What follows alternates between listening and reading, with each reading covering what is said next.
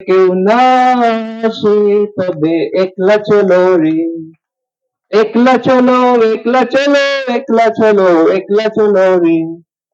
আজকে এখানে উপস্থিত আমাদের স্কুলের principal sir, vice principal sir, আমার সহকর্মী শিক্ষক শিক্ষিকা বৃন্দ এবং অভিভাবক বৃন্দ এবং আমার প্রাণপ্রিয় ছোট ছোট ছাত্রছাত্রী সবাইকে 163তম রবীন্দ্র জয়ন্তীর অনেক অনেক শুভেচ্ছা জানাই। আমরা ছোটবেলা থেকে রবীন্দ্রনাথ সম্পর্কে অনেক কিছু জেনে আসছি।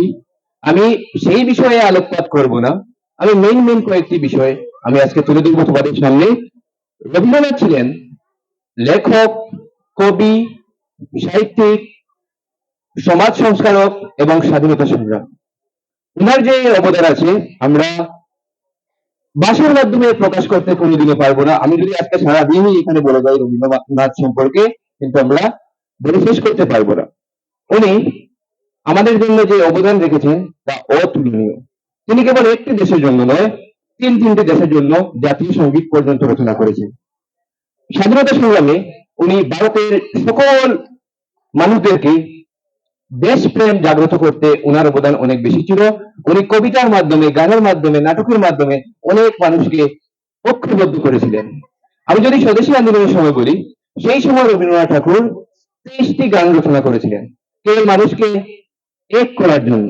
এর মধ্যে থেকে কয়েকটি উল্লেখযোগ্য গান হলো বাই বাই একটাই, যদি তোর ডাক শুনে কেউ না আসে একলা চলো রে, বাঙালির মন বাঙালির প্রাণ এক হোক।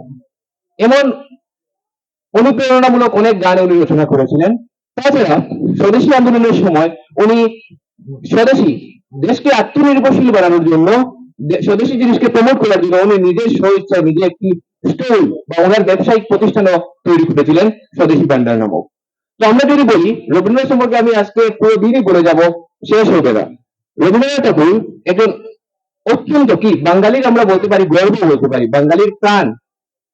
আর আজকে আমরা সবাই এখানে একত্রিত হয়েছি এই মহান ব্যক্তিকে সম্মান শ্রদ্ধা জানানোর জন্য।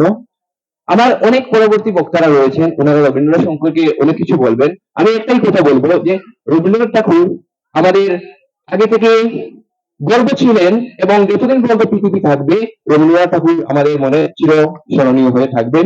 ধন্যবাদ।